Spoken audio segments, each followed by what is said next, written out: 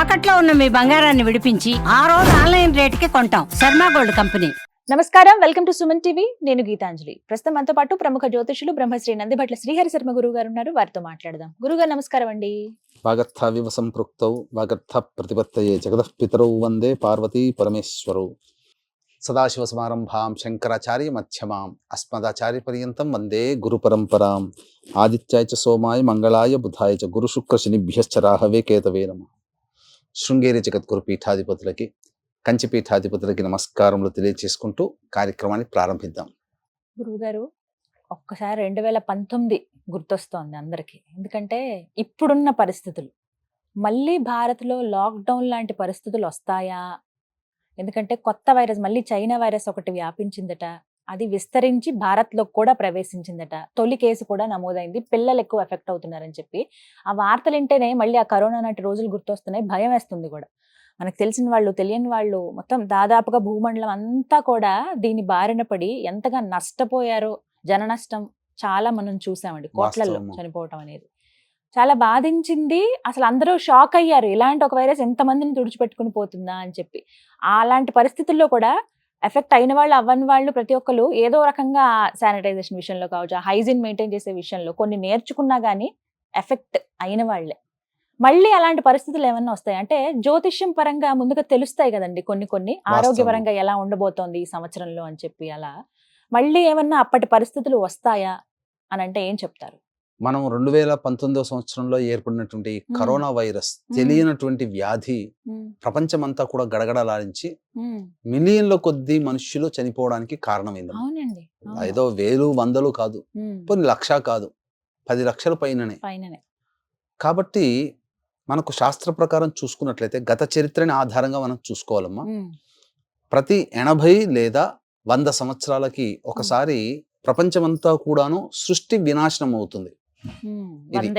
ప్రతి 80 లేదా 100 ఏళ్లకి మనకు మశూచి, ప్లేగు వ్యాధి వంటి వ్యాధులు కూడా 1920 సంవత్సరం తర్వాత ప్రబలించినాయి, ఎక్కువగా వచ్చాయి. మళ్ళీ 80 సంవత్సరాలకి మళ్ళీ సృష్టి ఈ యొక్క కరోనా వైరస్ రూపంలో కొంత భాగం నష్టమైంది. మళ్ళీ అటువంటిది మనం భవిష్యత్తులో చూస్తామేమో. అయితే ఇప్పుడు వస్తున్నటువంటిది అనగా రీసెంట్ గా మనం కనుక్కున్నాం, ఈ రోజు బెంగళూరులోనో ఎక్కడో ఒక విద్యార్థికి, ఒక బాలుడికి వచ్చిందని చెప్పి HMPV వైరస్ అని. ఇది సాధారణంగా అనేక సంవత్సరాలుగా ఉన్నటువంటి వైరస్ ఏనమ్మా. కాకపోతే వీక్షించేటువంటి ప్రేక్షకులు కూడా ఎవరు కూడా పానిక్ కాకండి, ఎవరు కూడా ఆందోళన చెందకండి. ఎందుకనంటే సాధారణంగా వచ్చేటువంటి వైరస్సే. కాకపోతే ఈ చైనా వాళ్ళు ఏంటంటేనమ్మా, వాళ్ళు అనేక ప్రయోగాలు చేస్తుంటారు. మానవుడు అన్నవాడు ప్రయోగాలు చేయాలి, కానీ కొన్ని తొందరపాటు నిర్ణయాల వల్ల అవి బయట ప్రపంచానికి బయోలాజికల్ వార్గా బయటికి వెళ్ళిపోతున్నాయి. తద్వారా ప్రపంచానంతా చుట్టేసి వస్తున్నాయి. అనేకమైనటువంటి విధంగా మారణ హోమాలు జరుగుతున్నాయి. అయితే ఇప్పుడు మనము దీని గురించి, ఈ గ్రహ సంచారం గురించి మనం కనుక చూసుకున్నట్లయితే 2019లో అప్పుడు హెచ్చరించడం జరిగింది. అంటే మనకు ముండేన్ ఆస్ట్రాలజీలో మనకు చాలా విషయాలు తెలుస్తాయమ్మా. గురువు, ఆ రోజున ఉన్నటువంటి గ్రహాల కలయిక ఏంటమ్మా, గురువు, శని, రాహువు, రవి, ఈ బుధ, ఈ గ్రహాలన్నీ కూడా పంచగ్రహ కూటమి అప్పుడు ఏర్పడింది. ఇప్పుడు ఏర్పడిన తర్వాత అగ్రో శని అధో గురు అన్నట్టుగా ఉండింది. ఆ గ్రహాల యొక్క కలయికలు ఉన్నప్పుడు తప్పకుండా వినాశనం. మనకు మహాభారత యుద్ధంలో కూడా ఇలాంటి గ్రహ సంచారమే ఉన్నట్టుగా జరిగింది. అయితే మనకు వరల్డ్ వార్ జరిగినాయి, 1 and 2 వరల్డ్ వార్. వాటికి సంబంధించినటువంటి ఉన్నప్పుడు కూడా కొన్ని గ్రహాల యొక్క స్థితిగతులను బట్టి మనకు యుద్ధ వాతావరణాలు ఏర్పడడం, చాలా మంది మరణించడం అనేటువంటిది జరిగింది. అయితే ఇప్పుడు వస్తున్నటువంటి భయం వల్ల అందరికీ ఏంటంటే, ఈ ఉగాది నుంచి షష్టగ్రహ కూటమి అనేటువంటిది ఏర్పడుతుంది. ఈ షష్టగ్రహ కూటమి అనేటువంటిది ఏర్పడుతుంది. అది చాలా మంది జనాల్లో ఒక భయ వాతావరణాన్ని సృష్టించింది, ఖచ్చితంగా సృష్టించింది.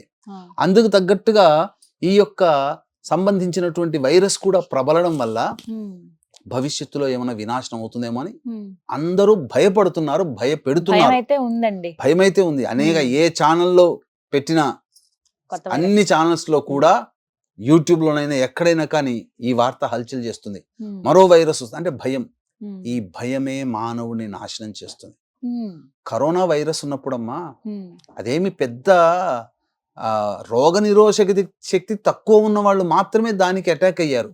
అవునండి. కానీ ఆ భయాన్ని ఎక్కువగా సృష్టించడం వల్ల ఆ భయము మంచివాడు కూడా భయం వల్ల మరణించడం జరిగింది. అన్నిటి తర్వాత తేల్చింది ఏంటి? భయం వల్ల చనిపోతున్నారు అని చెప్పి తేల్చారు. కాబట్టి భయపడాల్సింది ఈ యొక్క వైరస్ అనేటువంటిది కేవలం పిల్లలకి మాత్రమే వస్తుంది. ఎందుకు? రోగ నిరోధక శక్తి ఎవరికి తక్కువగా ఉంటుంది? పిల్లలకు ఉంటుంది. కొంచెం ఇమ్యూనిటీ తక్కువ ఉంటుంది. కాబట్టి వీక్షించేటువంటి ప్రతి తల్లిదండ్రులు కూడా మీ పిల్లలకి ఇప్పటి నుంచే, ఈ వీడియో చూసినప్పటి నుంచో కూడా పౌష్టిక ఆహారాన్ని అనగా డ్రై ఫ్రూట్స్ ని నీళ్లలో నానబెట్టి ఉదయాన్నే పిల్లలకు అందించడం అలవాటు చేయండి. మంచి బలవర్ధకమైనటువంటి ఆహారం ఎప్పటి వరకు? ఫిబ్రవరి వరకు, ఈ చలి తగ్గేంత వరకు బయట ఫుడ్ అవాయిడ్ చేయాలి. పిల్లలందరూ కూడా చాక్లెట్లు ఇవన్నీ కూడా మానేయాలి. అప్పుడు వాళ్ళ శరీరంలో రోగ నిరోధక శక్తి ఉంటుంది. అంటే డాక్టర్లు కూడా తెలియచేసింది ఏంటంటేనమ్మా, ఇది గత ఏళ్లుగా ఉన్నటువంటిది. ఈ వైరస్ అంతా కూడా ఇదేం పెద్దగా పానిక్ అవ్వాల్సిన అవసరం లేదు. కానీ ఈ వైరస్ ముదిరిన తర్వాత ఆ యొక్క ముదిరిన పక్షంలో రోగ నిరోధక శక్తికి ఏ బాలులకైతే తక్కువగా ఉంటుందో, అమ్మాయిలకైనా అబ్బాయిలకైనా, వాళ్ళకి ప్రభావం చూపుతుంది. దీని లక్షణాలు ఏంటనంటే మనకు ఆ రోజున ఉన్నటువంటి సంచారాన్ని తెలుసుకుందాం. కరోనా సంచారంలో ఉన్నప్పుడు అగ్నితత్వ రాశులలో ఈ యొక్క పంచగ్రహ కూటమి ఏర్పడడం. అగ్నితత్వ రాశులు అంటే మేష, సింహ, ధనుస్సు. కాబట్టి అగ్నితత్వం అంటే ఆ పంచగ్రహ కూటమి అప్పుడు ఉండడం వల్ల అగ్నితత్వముగా మార్పు చెంది అదంతా కూడా మనల్ని కరోనా వైరస్ ఇబ్బంది పెట్టింది. కరోనా వైరస్ రాగానే అందరికీ జరిగింది ఏంటమ్మా? పూర్తిగా జ్వరం వచ్చేసేసింది. ఫస్ట్ జ్వరం, జలుబు. అట్లాగే ఇప్పుడేంటి, ఈ మీన రాశిలో షష్టగ్రహ కూటమి ఉంటుంది. షష్టగ్రహ కూటమి అన్నప్పుడు ఏంటి? ముఖ్యంగా ఆ మీన రాశి జలతత్వంగా సంబంధించింది. కాబట్టి ఈ దగ్గు, జలుబు వీటిని సృష్టిస్తుంది. ఇప్పుడు వచ్చే హెచ్ఎంపివి వైరస్ యొక్క లక్షణాలు కూడా దగ్గు, జలుబే.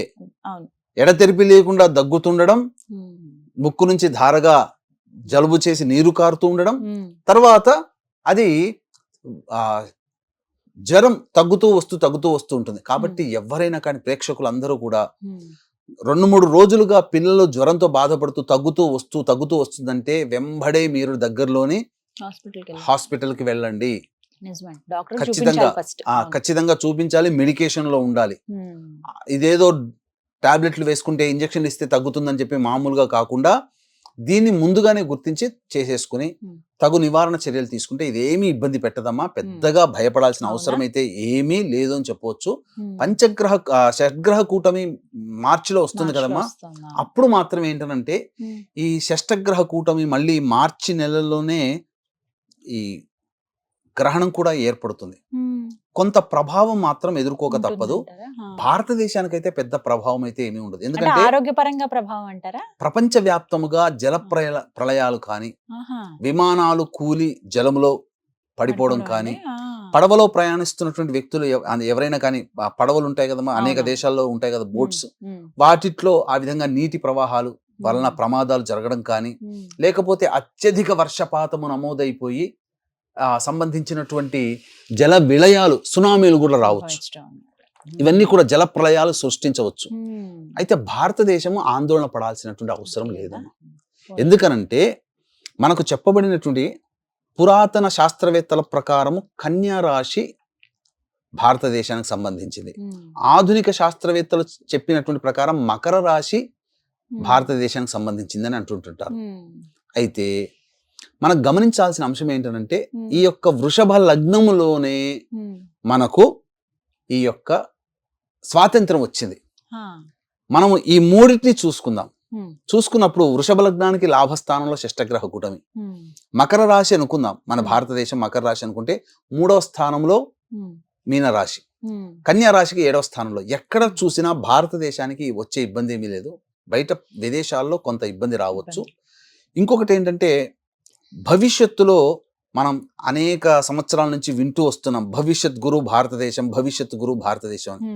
ఆ భవిష్యత్తులో గొప్ప స్థానాన్ని, పెద్దన్న పాత్ర పోషించే స్థానానికి నాంది ఈ షడ్గ్రహ కూటమి అని చెప్పవచ్చు. అందరూ Hmm. భయపెడుతున్నట్టుగా ఈ షడ్గ్రహ కూటమి వల్ల ఇబ్బందులలో జల ప్రళయాలు జల విలయాలు ఉండవచ్చు గాక కానీ ఏదో అయిపోతుంది అనేటువంటిది మాత్రము పెద్దగా నష్టం అయితే ఉండదు. ఎందుకంటే సృష్టి క్రమమును అనుసరించి చూసినా ఈ విధమైనటువంటి సంఘటనలు ఉంటాయి.